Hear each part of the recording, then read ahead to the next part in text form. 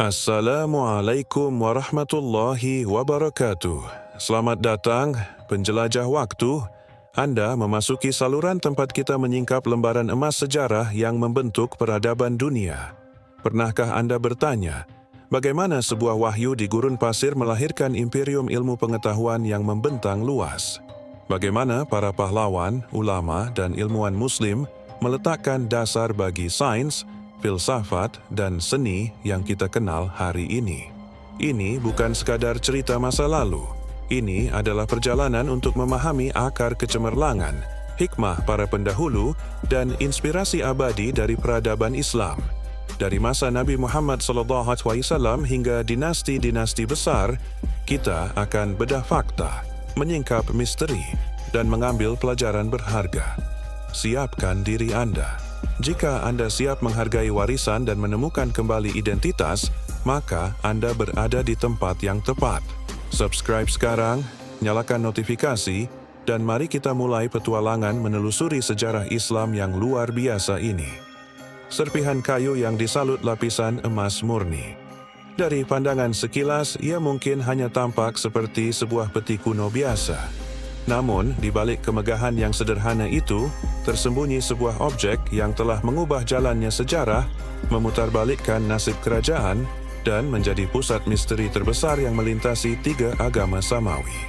Tabut Perjanjian, atau yang lebih dikenal sebagai Tabut Nabi Musa, bukanlah sekadar warisan pusaka. Ia adalah manifestasi kekuatan misterius, sebuah artefak sakral yang kehadirannya selalu disertai fenomena ganjil yang menantang akal manusia. Peti suci ini konon menyimpan kekuatan yang amat dahsyat. Kekuatan yang, menurut catatan kuno, mampu merobohkan benteng-benteng pertahanan yang paling perkasa, meluluh lantakkan kota-kota yang tak tertembus, dan menghancurkan seluruh pasukan musuh hanya dalam sekejap mata. Siapapun yang berinteraksi dengannya, secara langsung atau tidak, mendapati bahwa hidupnya tak lagi sama. Dalam sejarah Bani Israel, tabut ini adalah penentu takdir, sumber kemenangan yang tak terduga, sekaligus pembawa bencana yang mematikan. Dimanapun tabut itu pernah singgah, rentetan peristiwa supranatural dan tragis tak terhindarkan. Orang-orang jatuh sakit secara misterius, penyakit kulit yang mematikan menyebar dengan cepat, dan dalam kasus-kasus tertentu, manusia meninggal dunia atau bahkan hilang tanpa meninggalkan jejak, seolah ditelan oleh kekuatan yang tak terlihat. Tembok-tembok kota yang kokoh digambarkan runtuh berkeping-keping tanpa serangan senjata fisik, dan batu-batu terbelah seakan dilanda gempa dahsyat yang terpusat. Suasana di sekitar peti ini mendadak berubah menjadi mencekam, dipenuhi aura yang menggentarkan. Sebagian masyarakat pada masa itu melihatnya sebagai berkah ilahi yang mutlak, simbol kehadiran Tuhan di tengah umatnya. Namun, sebagian besar lainnya, terutama mereka yang pernah menyaksikan dampaknya, meyakini bahwa tabut itu adalah sebuah kutukan yang amat berbahaya, sebuah senjata yang tidak boleh diperlakukan sembarangan. Namun, di tengah semua kisah tentang kekuatan dan petaka yang menyertainya, tabut itu tiba-tiba lenyap dari catatan sejarah, hilang tanpa bekas. Sejak saat itu, jejaknya menjadi objek perburuan paling intens dalam sejarah umat manusia, meninggalkan pertanyaan abadi. Apakah ia terkubur jauh di dalam terowongan rahasia di bawah Yerusalem? Apakah ia tersembunyi di biara terpencil di dataran tinggi Ethiopia? Ataukah ia telah dirampas dan disembunyikan oleh kelompok-kelompok rahasia seperti Ksatria Templar, lalu dibawa ke Eropa dan Amerika, seperti yang disarankan oleh berbagai spekulasi modern? Hingga hari ini, tak seorang pun yang benar-benar mengetahui keberadaannya. Semua pencarian selalu berujung pada jalan buntu, dan misteri ini terus hidup dalam bentuk legenda, teori, dan peringatan. Mereka yang masih meyakini keberadaan tabut ini dan terus mencarinya selalu memberikan pesan yang sama. Jika suatu hari tabut perjanjian itu ditemukan, bersiaplah. Sebab, ia bukan sekadar benda suci, ia adalah sebuah senjata dahsyat yang akan mengguncang dunia dan menghadirkan kembali tatanan ilahi yang telah lama hilang. Penting untuk dicatat, perjalanan tabut ini memiliki 3 dimensi yang berbeda. Dimensi keyakinan atau akidah yang menjadi fondasi keimanan. dimensi fakta sejarah yang dapat diverifikasi melalui catatan kuno dan arkeologi, dan dimensi spekulasi atau teori yang berkembang di kalangan peneliti dan masyarakat umum. Memahami ketiga perbedaan ini adalah kunci agar kita tidak terjebak dalam satu sudut pandang yang sempit, melainkan dapat menghargai kompleksitas rahasia terbesar umat manusia ini. Asal-usul dan legitimasi ilahi. Tabut dalam Kitab Suci. Legitimasi keberadaan tabut perjanjian ditegaskan langsung oleh Kitab Suci. Dalam Islam, Al-Quran melalui surah Al-Baqarah ayat 251 menjadi saksi pertama bahwa tabut bukanlah sekadar dongeng atau mitos.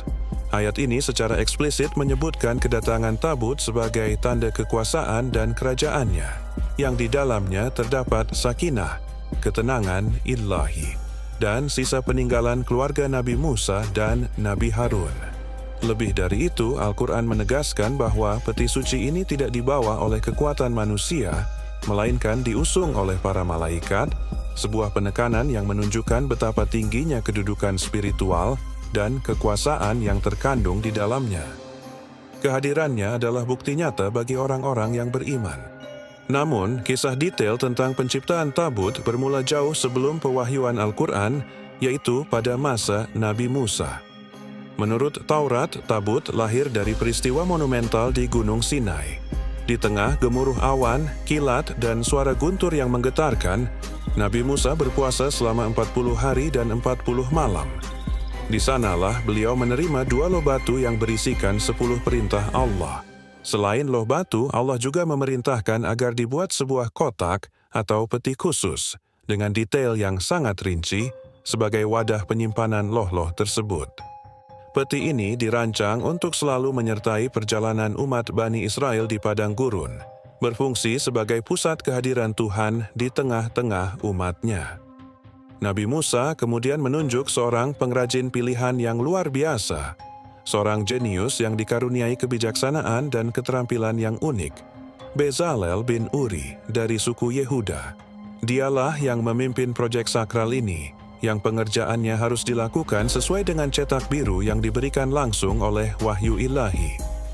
Tabut itu dibuat menggunakan kayu akasia, sejenis kayu yang kuat dan tahan lama, tumbuh subur di padang gurun Sinai. Kayu ini kemudian dilapisi secara sempurna, luar dan dalam, dengan emas murni. Konstruksi ini disempurnakan dengan sebuah tutup emas yang sangat sakral, yang disebut sebagai kaporet atau mercy seat, takhta kerahiman. Proses pembuatan ini penuh dengan simbolisme spiritual yang mendalam. Di atas tutup kaporet ditempatkan 2 patung malaikat, kerub, cherubim, yang terbuat dari emas murni. Kedua kerub ini diletakkan saling berhadapan, dengan sayap mereka terentang ke atas, seolah menaungi kaporet. Posisi ini melambangkan kehadiran ilahi yang bersemayam di antara kedua malaikat itu. Kitab Keluaran pasal 25 merinci bahwa tabut bukanlah benda biasa. Ia adalah inti dari bait suci bergerak, tabernakel, yang menjadi pusat pertemuan Allah dengan umatnya. Bagi umat Yahudi, tabut adalah lambang perjanjian abadi mereka dengan Tuhan, sumber hukum, dan simbol legitimasi spiritual. Bagi umat Kristen, tabut dilihat sebagai bayangan, tipologi, dari hadirnya Sang Mesias, yang merupakan perwujudan sejati dari takhta kerahiman dan ketenangan. Dan dalam Islam, tabut kembali hadir dalam Al-Quran sebagai tanda nyata kekuasaan Allah, penguat iman, dan bukti peran malaikat dalam urusan duniawi. Dari Sinai hingga Yerusalem, dari masa Musa hingga Sulaiman, tabut perjanjian menjadi titik temu sejarah dan spiritualitas bagi ketiga agama samawi tersebut. Isi tabut, aturan kesucian, dan spekulasi sains. Pertanyaan mengenai isi tabut telah menghantui ribuan tahun sejarah manusia. Berbagai kitab suci dan tafsir kuno memberikan jawaban yang konsisten. Dalam tradisi tafsir Islam seperti yang dicatat oleh Ibnu Katsir dan At-Tabari, isi tabut diyakini berupa benda-benda yang memiliki daya menenangkan, sakinah, bagi hati Bani Israel. Benda-benda itu termasuk tongkat Nabi Musa, pecahan dari loh batu Taurat, dan pakaian atau peninggalan dari Nabi Harun. Sementara itu, kitab Ibrani merinci isinya menjadi 3 benda utama. Loh batu perjanjian, 10 perintah Allah, tongkat Harun yang pernah berbunga, dan buli-buli emas berisi manna, makanan mukjizat yang menopang hidup mereka di padang gurun. Aturan mengenai penanganan tabut sangatlah ketat dan spesifik. Tugas untuk mengangkat dan membawa tabut diamanahkan secara eksklusif hanya kepada suku Lewi dan lebih khusus lagi kepada keluarga Kehat. Bahkan, anggota keluarga Kehat pun tidak diizinkan menyentuh peti suci itu secara langsung. Sebelum diangkat, Imam Harun dan keturunannya harus terlebih dahulu menutupinya dengan kain khusus. Peringatannya tegas, siapapun yang menyentuh tabut secara sembarangan akan mati. Konsekuensi fatal ini telah mendorong para ilmuwan modern untuk mengajukan spekulasi yang menarik. Mereka melihat tabut bukan hanya dari sudut pandang teologis, melainkan juga fisika. Dalam kacamata sains, rangka tabut yang terbuat dari kayu akasia, sebuah material yang bertindak sebagai isolator, dipadukan dengan lapisan emas murni di luar dan di dalamnya, sebuah konduktor yang sempurna menyerupai struktur sebuah kapasitor raksasa atau baterai energi. Struktur ini secara teoritis mampu menyimpan dan melepaskan energi listrik dalam tegangan yang sangat tinggi, yang bisa menjelaskan kematian seketika yang digambarkan mirip sengatan listrik bertegangan tinggi. Teori lain melihatnya mirip gejala paparan radiasi. Catatan kuno menyebutkan bahwa orang yang mendekat tanpa izin akan jatuh mati atau perlahan tubuhnya hancur, seolah terbakar dari dalam. Ini adalah deskripsi yang mirip dengan efek radiasi mematikan, yang membuat jaringan tubuh rusak perlahan tanpa api yang terlihat. Aturan menjaga jarak dan hanya mengizinkan imam besar masuk sekali setahun, di tempat yang disebut Holy of Holies, kemudian dilihat bukan sekadar ritual, melainkan bentuk perlindungan fisik dari sumber energi yang sangat berbahaya. Perjalanan sejarah, kejatuhan Yerikho hingga pengasingan. Setelah kematian Nabi Musa, di bawah kepemimpinan Yosua bin Nun, tabut kembali menjadi penentu nasib, membimbing Bani Israel menuju tanah Kanaan. Kisah paling dramatis adalah penaklukan kota Yerikho. Yerikho dibentengi oleh tembok raksasa yang dianggap mustahil ditembus. Allah memerintahkan sesuatu yang melawan logika perang, bukan serangan pedang, melainkan arak-arakan dengan tabut di depan. Selama 7 hari, para imam mengusung tabut mengelilingi kota. Pada hari ke-7, tabut diarak 7 kali, sangkakala ditiup, dan ribuan suara berseru serentak. Saat itu juga, tembok Yerikho yang perkasa runtuh. Bani Israel memasuki kota bukan karena tajamnya senjata, melainkan karena ketaatan mutlak pada perintah ilahi. Namun, kejayaan Bani Israel merosot. Dalam perang melawan bangsa Filistin, mereka mengangkat tabut perjanjian, menjadikannya jimat keberuntungan, percaya pada benda, bukan pada Allah.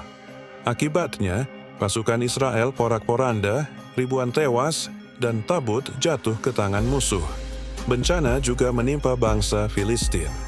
Setelah tabut diletakkan di kuil Dewa Dagon, penyakit kulit yang parah menyebar, menyebabkan tubuh melepuh dan membusuk dari dalam, merenggut nyawa banyak penduduk.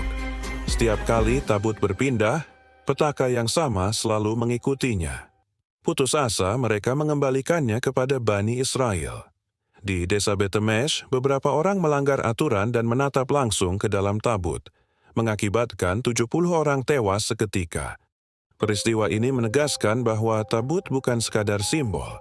Ia menyimpan kekuatan nyata yang tidak boleh diperlakukan sembarangan.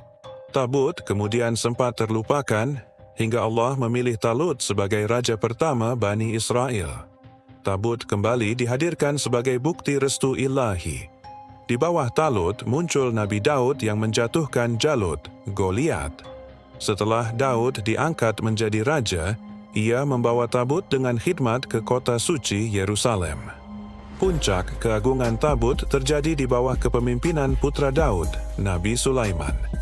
Beliau memulai pembangunan bait suci yang megah, dan tabut ditempatkan di ruang yang paling suci, Holy of Holies.